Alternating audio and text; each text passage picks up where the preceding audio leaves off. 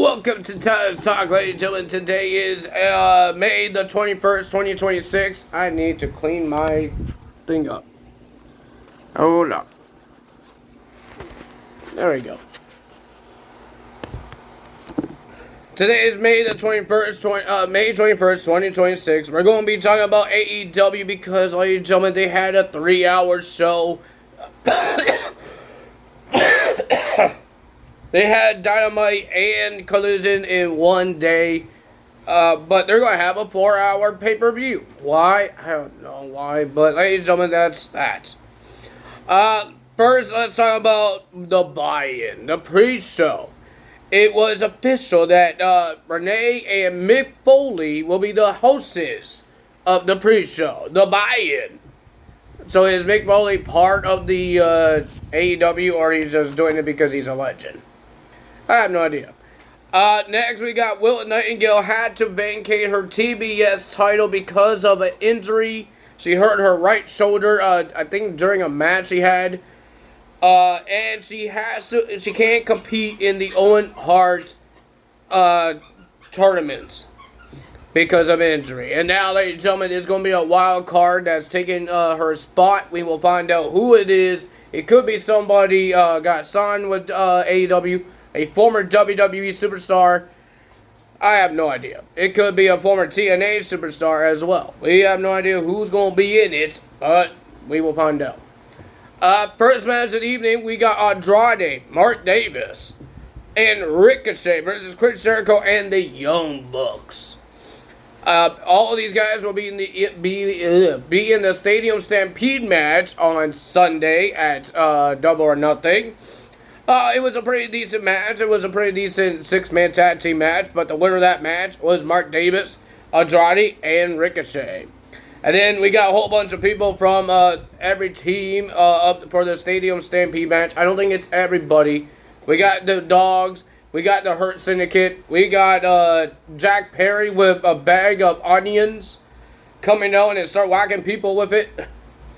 One of the guys from the Demand, I forgot, Tongan Noah? One of them. I don't know which one it was. It was a big bushy hair one. What's his name? I don't know what his name is. I only know their name is GOA or the Demand. I don't know their human name. So yeah, a whole and then it turned. It was a lot. It was a brawl, and we got some. We will find out what that means for Stadium Stampede. Next, ladies and gentlemen, we got Mark Briscoe versus Ciampa in a anything goes match.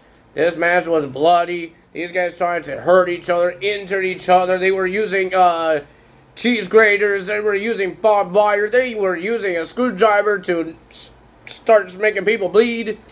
It was disgusting, but the winner of that match was Mark Briscoe. Mark Briscoe gets the win after he did a Jade Driller. I think it was Jade Driller, right? Jay's White?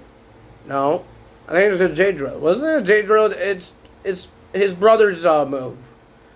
Into a table with barbed wire, and then he did his elbow, and then he gets the win.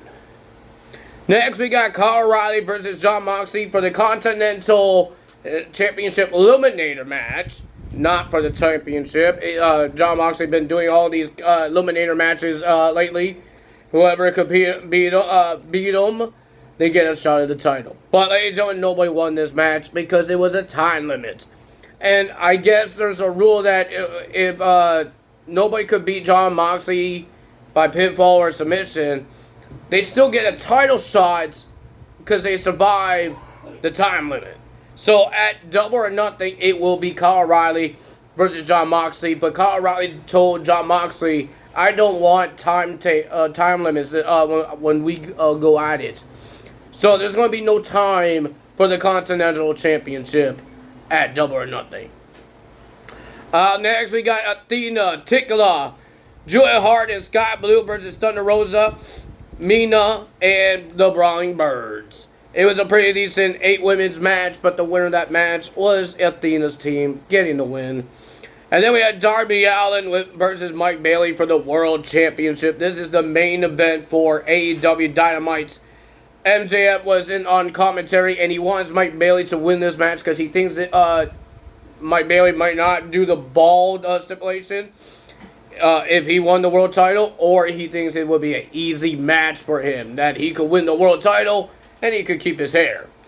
He even tried to help Mike Bailey put the leg up on the rope and tried to make a rope break. But it didn't work. Darby Allin gets the win. He retains the title.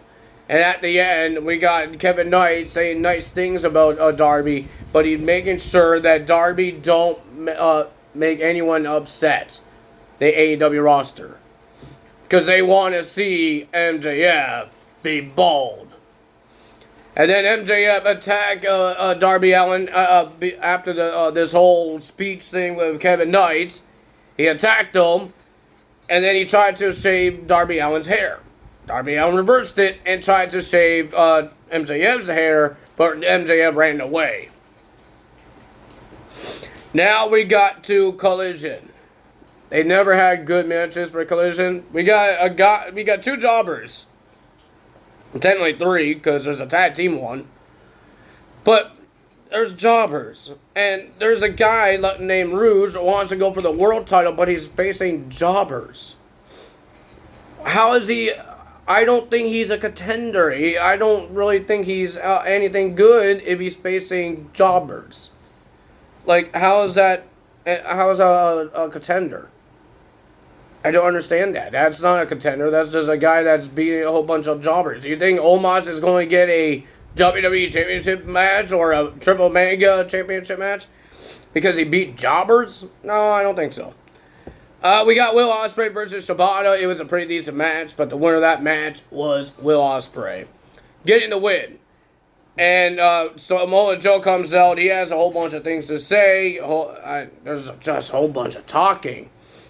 Talking about that he betrayed everybody. Now he's part of the Death Riders and all that stuff. But Will Ospreay says the Death Riders help him to come back and try to win the Owen Hart's tournament.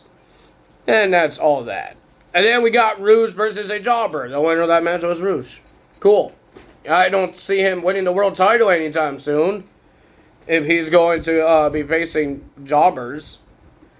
Even the tag team champion, the women's tag team champion, Megan Bayne and Lena Cross versus two jobbers. It's a 5-minute time limit thingy bobber. If they could survive or win the match, they get a shot. And these two jobbers didn't get the win.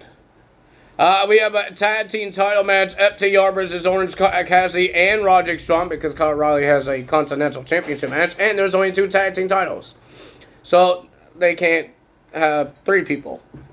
So it was a pretty decent tag team match, but the winner of that match was FTR, retaining their tag team titles. Now they had to worry about an I Quit match against Copeland and Christian Cage. Let's see what happens at Double or Nothing. That's all me today. If you guys enjoyed this video, hit the like button, leave a comment below, hit the subscribe button, hit that notification bell, and I will see you guys. I think Saturday night's main event is happening on Saturday. And we got TNA, we got SmackDown, we got big weekend to do right now this weekend. So ladies and gentlemen, that's all me today. Time's up. Bye!